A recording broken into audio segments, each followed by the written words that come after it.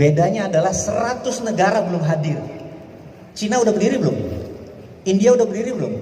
Indonesia udah berdiri belum? Apa yang terjadi peta tahun 1900? Bentuknya kayak apa? Mulai bingung kan? Lupa pelajaran sejarah. Intinya adalah dulu tahun 1900 peta dunia itu berdasarkan wilayah koloni. Ini wilayah Belgia, ini wilayah Spanyol, ini wilayah Inggris gitu ya. Berdasarkan wilayah kolonialisasi. Inggris merasa di semua daerah mereka ambil perang sama Belgia, perang sama Portugis di daerah jajahannya ini yang membuat Eropa kaya. Efeknya Inggris suatu hari bilang 1900 kayaknya kita perlu junior ally atau negara aliansi ally. Dan dia bilang kayaknya Amerika bisa jadi alainya Inggris, bener nggak? Ini sejarahnya. 1904 datanglah delegasi Inggris ke Amerika untuk mengajak Amerika ke Eropa untuk melihat. Itulah kesalahan Inggris pertama. Karena apa yang terjadi? Begitu Amerika pulang ke negaranya, Amerika bilang ternyata teknologi Eropa itu 50 tahun lebih rendah atau lebih lama dari Amerika. Perang dunia pertama tuh masih locok. Amerika sudah revolver, tembakannya udah begitu. Film koboi sudah revolver kan? Mereka masih satuan. Jadi teknologi senjata Amerika udah lebih unggul. Dan sumber minyak sudah dikuasai oleh Amerika sejak lama. 1906 Amerika sudah punya pesawat terbang. Eropa masih bingung. Ngerti? Dan begitu perang dunia pertama, tahun berapa? 19 awal, Amerika memang tidak mau membantu Eropa. Amerika memang ingin Eropa hancur. Dan puncaknya adalah waktu tahun 33 Jerman mulai mengambil Polandia dan lain sebagainya. Amerika masuknya tahun berapa? 40 udah diundang, tahun 39 udah diundang, baru masuk tahun 44 sebenarnya dia masuk. Jadi cuma dia pengen Eropa hancur. Dan pertemuan beberapa bulan sebelum D-Day dipanggil 17 negara yang bakal menang perang. Di kota kecil di utara Boston yang namanya Bretton Woods. Ngumpul negara-negara Eropa, Amerika bilang, kita kan sebentar lagi mau menang perang. Betul ya? Betul kata mereka gitu. Kita tidak ingin ada perang dunia ketiga. Setuju? Setuju, bener nggak? Ini orang udah lemes semua negara Eropa, bener nggak? Amerika kan nggak masuk. Untuk itu kita harus punya standar. Mulai sekarang dunia harus punya currency. Setuju? Setuju. Namanya dolar. Paham? Perancis delegasinya keluar langsung dari ruangan. Marah Perancis. Seminggu kemudian dia diserang sama Jerman, Perancis pulang. I taken deh. Nyerah juga dia. Bener nggak? Akhirnya semua tanda tangan setuju mata uangnya dolar. Itulah alkemi yang Amerika punya. Bener? Ini nih harus ingat nih. Kemudian kita harus mempunyai World Bank. Berdirilah World Bank. Kita harus punya mengontrol yang namanya IMF. Berdirilah International Monetary Fund. Namanya. Semua kantornya ada di Washington DC. Artinya punya siapa itu? Punya si Ontohot, si Borokokok Amerika itu. Bener nggak? Ya. Jadi dunia sejak saat itu dipetakan. Eropa negara produsen, bahan bakunya dari Afrika. Arab dipecah 18 negara. Sumber energi dunia. Cina, India, Indonesia yang populasinya banyak dijadikan negara market. Amerika Utara bahan bakunya dari Amerika Selatan. Paham ya? Itulah peta dunia jadi. Suatu hari lagi Amerika fokus menguasai Timur Tengah, karena when you control the oil, you control the country gitu kan. Dia mengontrol minyak untuk mengontrol sebuah negara. Fokus di Afghanistan, Cina membangun infrastruktur. Betul ya? Dari negara market, toto menjadi negara produsen. Toto Cina menjadi negara tadinya imitating, peniru, menjadi negara innovating. Bener nggak? Amerika kaget, toto Amerika Cina udah segitu besar. Jadi melenting si Cina ini. Pertanyaannya, Kok bisa? Bener nggak? Bener nggak? Kan kita kalau belajar sampai ke negeri Cina, mau dibuka nggak rumusnya nih? Mau dibuka? Terakhir ya. Kalau kebanyakan bayar soalnya. Saya kasih rumusnya. Dunia punya jurus ekonomi. Tadi Pak Mastri bilang paling jarang ngomong di Mayah ini adalah tentang ekonomi. Jadi minta izin boleh ngomong ekonomi sedikit ya. Tahun 1931 dunia itu resesi. Teori Adam Smith mati. Lahirlah seorang John Maynard Keynes. Keluar teori namanya Keynesian. Keynesian punya dua nabi. Inflasi sama bank sentral. Sejak saat itu bank sentral berdiri. Bank sentral Amerika dimiliki oleh, Anda boleh cek, yang miliki swasta, JP Morgan, Goldman Sachs gitu ya, bukan negara, ingat ya. Ini harus hati-hati. Anda lihat sendiri di Google, who own Federal Reserve gitu ya. Swasta, Amerika semuanya swasta.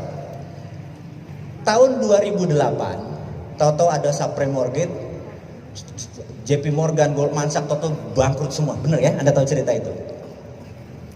Dunia menganggap, orang-orang seperti saya menganggap bahwa Keynesian selesai. Lahirlah seorang manusia yang namanya Michael Hudson sebagai ekonom dunia. Anda boleh cek, why Michael Hudson is the best economist in the world. Kenapa Michael Hudson adalah ekonomi terbaik di dunia. Anda boleh cek di Google judulnya itu. Apa yang Michael Hudson lakukan? Siapa Michael Hudson? Michael Hudson tahun 80, tahun 90 dia adalah pengajar di Peking University. Yang diajarin adalah Xi Jinping, semua PKC Partai Komunis Cina, politbironya adalah murid dia. Dan apa yang dilakukan? Diajarkan printing money. Apa tuh printing money? Cetak uang. Contoh, saya presiden. Mas namanya siapa mas? Ilham, Mas Ilham. Anda Menteri Keuangan. Mas siapa namanya? Mas Danang bilang. Pak Presiden bilang ke saya, aminin ya. Kita pengen buat 1 juta rumah. 1 juta rumah, perlu berapa? 100 triliun gitu ya. Saya bilang, Mas Ilham, 100 triliun print mas. 100 triliun kasih dia. Apa yang ada di kepala Anda? Inflasi. Anda masih Keynesian, nabinya masih sana. Di kepala Hudsonian gak ada inflasi. Kenapa gak ada inflasi? Print 100 triliun, kasih. Nanti orang gak usah pakai bunga. Bayar utuh, begitu balik, uangnya ada langsung bayar. Begitu masuk, mas, bakar duitnya. 5 tahun kemudian barang ini jadi, orang beli tanpa bunga. Kemudian uangnya masuk lagi ke negara, dibakar. Inflasi gak? Underlayingnya adalah 1 juta rumah tadi. Betul. Jadi Cina punya 2 mata uang, 1 renminbi, 1 yuan. Renminbi itu dicetak suka-suka dia selama ada proyeknya. Paham? Mulai paham? Dia nyetak apapun cetak aja, bener gak?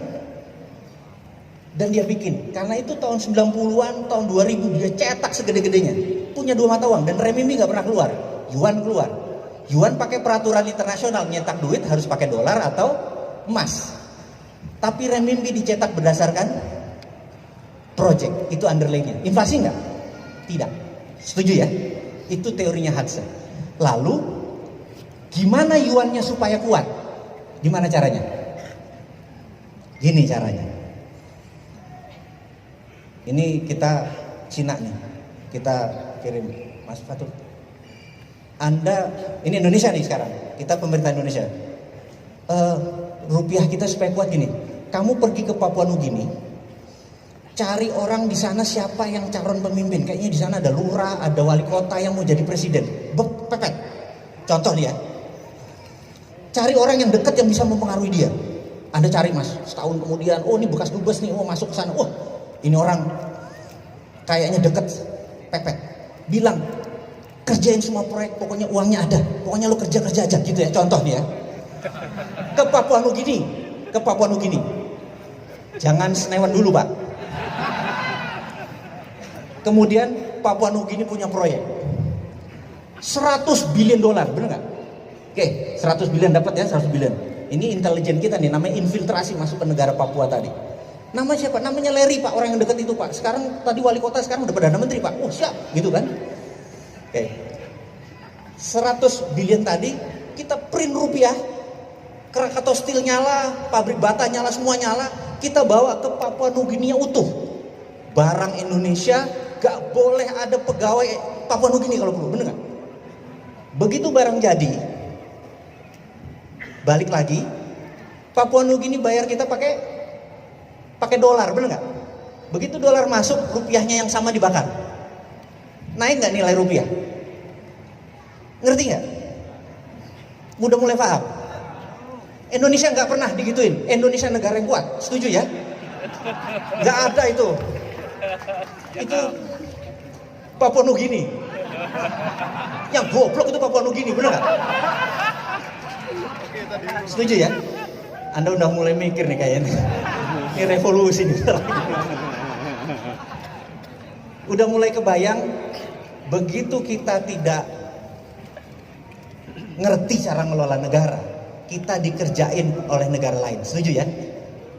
Nah, terakhir Bapak Ibu, sebenarnya untuk membuat negara ini jalan, rumusnya cuma 2. Kalau Mas Fatur Anda jadi presiden Mas, 2 aja kebijakan Anda begitu hari pertama Anda jadi presiden. Nomor 1, buat kepres ke peraturan presiden, siapa saja yang ngeluar uang ke luar negeri tanpa beli barang apa segala macam, penjara 2 tahun Mas. Itu namanya flight capital. Betul ya? Keputusan kepres kedua, mulai hari ini jam 24.00 bunga deposito 0. Mas, kalau Anda punya 1 triliun, setiap tahun Anda dapat 50 miliar, betul ya? Toto jadi 0. Kira-kira apa kepala pikirnya? Apa yang kamu pikirkan kalau deposito bunganya 0? Kalau keluar, tangkap, bener nggak? Akhirnya akan menjadi usaha di negara sendiri. Ini di Mayah nih yang punya usaha, langsung gue invest dong tempat lo, bener nggak? Ada 11.000 triliun di bank sekarang nganggur.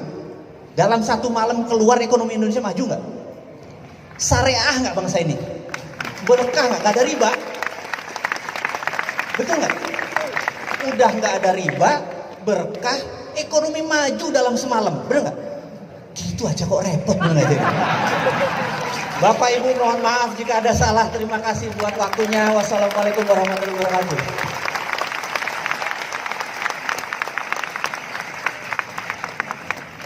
Oke, terima kasih Pak.